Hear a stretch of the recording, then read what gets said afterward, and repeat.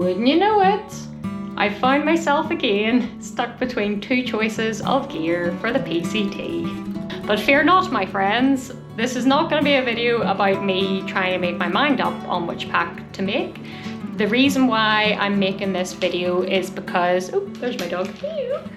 The reason why I'm making this video is because Osprey has launched their brand new Eja Pro, and I was desperately trying to find reviews online and videos and stuff of this backpack before I decided to buy it, and because it's new I couldn't find any, so I've decided to make one. But full disclaimer, this is not a gear review. I've only taken this bag out on one walk, so yeah, this is more just a comparison, just because I thought, seeing as I have the Eja standard here and now the Eja Pro, I thought it would be a good chance to compare them, just in case anyone is curious like I was. So we'll get on with it.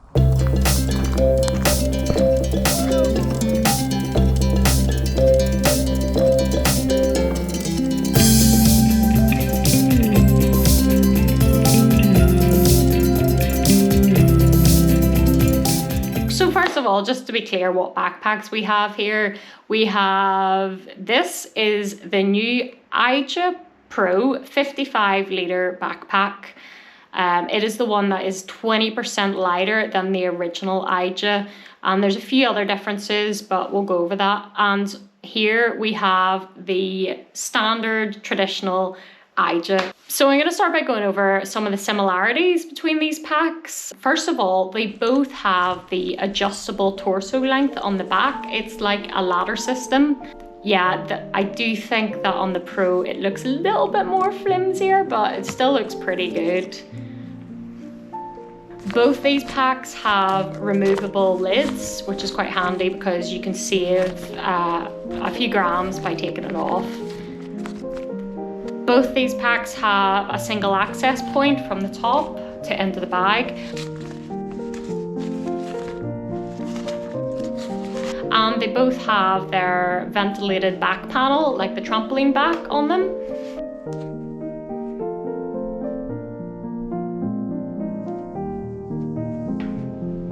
And also both these packs have a front pocket.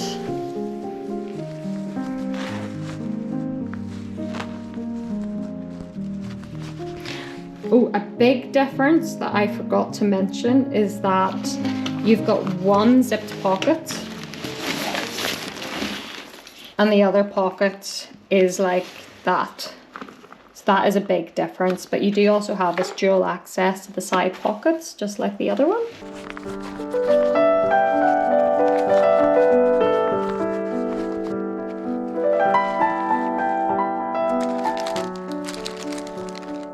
But of course, with the Eja Pro having a 20% weight reduction, there are some things missing on it. Not a lot actually, there's still a lot of the features, but I think the main thing that I would point out really is that I feel like the shoulder straps are a lot less padded on the Pro, and also with the hip belt as well, it's a lot less padded, but it still seems comfy. I haven't decided if I think this will be a problem or not.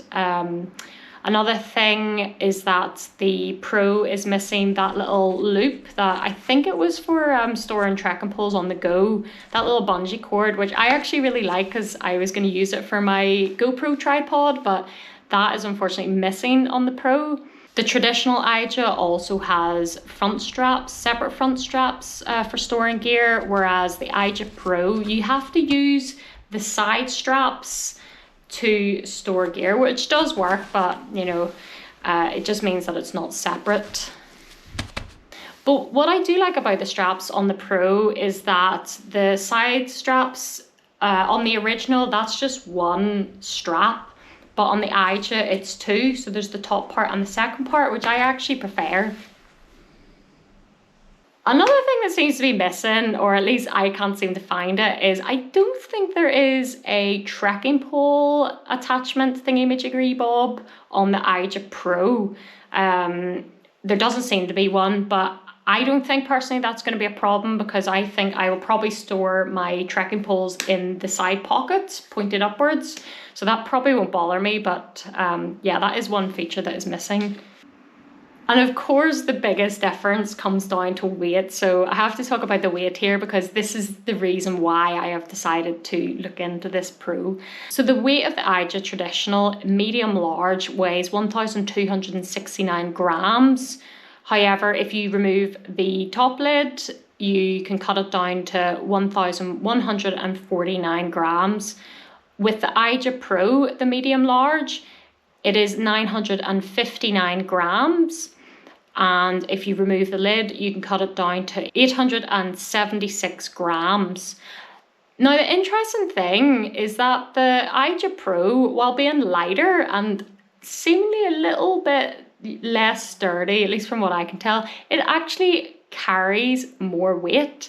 So the Eja Pro apparently can carry up to 18 kilograms, whereas the Eja Traditional can only carry up to 16, or at least that's what Osprey recommends. So that is the main reason why I have decided to try out the Pro. I haven't made my mind up yet. It still has the labels on it, so I need to figure out, because both these packs are quite new. I had bought the traditional Eja and I have only used it a few times, absolutely loved it.